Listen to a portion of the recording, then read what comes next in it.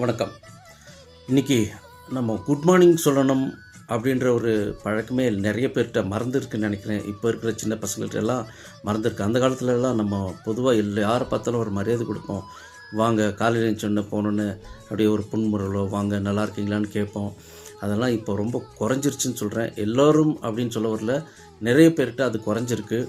அது ஏன் நம்ம குட் மார்னிங்கோ இல்லை வேறு விஷயம் எதை பண்ணணும் வாங்க, இல்லைன்னா சும்மா ஒரு போகிறவங்கள நம்ம பக்கத்து வீட்டில் இருக்கவங்களையோ இல்லை எதிர்க்க போகும்போது நமக்கு தெரிஞ்சவங்க வந்தாலோ யார்கிட்ட வேணாலும் வாங்கன்னு சொல்லி ஒரு சின்ன புன்முறுவல் அதை பூத்திருக்கணும். ஏன் அப்படின்னு கேட்டிங்கன்னா, இதிலிருந்து பெரிய ஆசீர்வாதம் நமக்கு கிடைக்கிது. எப்படின்னு கேட்டிங்கன்னா, ஒவ்வொரு மனுஷனுக்குள்ளேயும் கண்டிப்பாக வந்துட்டு ஒரு தெய்வீக தன்மைன்றது இருக்குது. இந்த மாதிரி நம்ம ஒரு விஷ் பண்ணும்போது அவங்க என்ன எதிரில் இருக்கிறவங்க என்ன நினைப்பாங்கன்னா, அட இந்த பையன் பரவாயில்லையே, இல்லை இந்த பொண்ணு பரவாயில்லையே, நல்ல பொண்ணாக இருக்குது, நல்ல பையனாக இருக்குது அப்படின்னு சொல்லி அவங்க மனசுக்குள்ளே நினைப்பாங்க. உங்களுக்கு சொல்லேனாலும். அதுதான் ஆசீர்வாதம். அந்த ஆசீர்வாதம் உங்களுக்கு வந்து சேரும். உங்கள் வாழ்க்கை நல்ல சுபிக்ஷமாக இருக்கும். இது ஒரு சின்ன உதாரணத்தோட சொல்கிறேன். இப்போ காதல் உணர்வு நமக்கு இருக்குன்னு தெரியும் எல்லாருக்கும் இல்லையா? இது சொன்னால் தான் எல்லாம் இன்ட்ரெஸ்டிங்காக இருக்கும். அந்த காதல் உணர்வுன்றது ஒருத்தர் பார்க்கும்போது பயப்படுறாங்க இல்லையா? அந்த மாதிரி தான் ஒவ்வொருத்தட்டையும் தெய்வீக உணர்வுகள் இருக்குது. கடவுள் என்பவர் ஒவ்வொரு மனிதருக்குள்ளும் இருக்கிறார். அந்த கடவுள் உணர்வை தட்டி எழுப்புகிற ஒரு விஷயந்தான் காலையில் சொன்ன குட் மார்னிங், நல்லா இருக்கீங்களா, ஹலோ, ஏதோ ஒன்று சொன்னால் அடுத்து நீங்கள் யாருக்கு சொல்கிறீங்களோ அவங்ககிட்ட இருந்து இருக்கிற அந்த தெய்வீக சக்தி உங்கள் மீது வரும். அதுதான் ஆசீர்வாதம். நம்ம போய் இப்போ கல்யாணத்துலலாம் நம்ம காலில் விழுந்து ஆசீர்வாதம் வாங்குறோம் இல்லையா? கல்யாணத்தில் தான் வாங்கணுன்ட்டு இல்லை. அதுவும் ஏன் வாங்குகிறோன்னா, அந்த ஆசீர்வாதம்ன்றது கல்யாணம் நடக்கும்போது எல்லாருக்கு காலையும் விழுந்து ஆசீர்வாதம் பண்ணுறோம். ஏன்னா அவங்ககிட்ட இருந்து அந்த தெய்வீக சக்தி நமக்கு வரணும் அப்படின்றதுக்காக.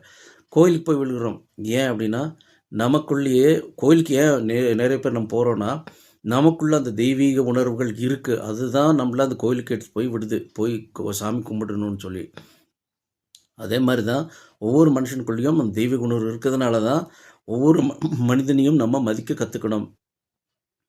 ஹலோ வாங்க நல்லா இருக்கீங்களா அப்படின்ற அந்த தோரணையில் நம்ம போனால் கண்டிப்பாக நமக்கு ஆசீர்வாதம் கிடைக்கும். நம்ம வாழ்க்கை நல்ல சுபிக்ஷமாக இருக்கும், நல்லா இருக்கும்.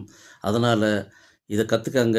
இப்போ வர்ற தலைமுறை நிறைய பேர் இந்த விஷயம் மிஸ் ஆகிறது நான் நிறைய பார்த்துருக்கேன். அதனால தான் இந்த பதிவு. கண்டிப்பாக எல்லோரும் மிஸ் ஆகுறாங்க அப்படின்னு சொல்லலை. நிறைய நல்ல பசங்க பொண்ணுங்கள்லாம் இருக்காங்க. அந்த விஷ் பண்ணுற அந்த இது இருக்குது. நிறைய பேர்கிட்ட அது கம்மியாகிறதுனால இதை சொல்கிறேன். கண்டிப்பாக நீங்கள் உங்கள் வாழ்க்கை நல்லா இருக்கணும் அப்படின்னு சொன்னால் கண்டிப்பாக எல்லோருக்கும் ஒரு விஷ் பண்ணுங்கள். நானும் உங்களுக்கு விஷ் பண்ணுறேன்.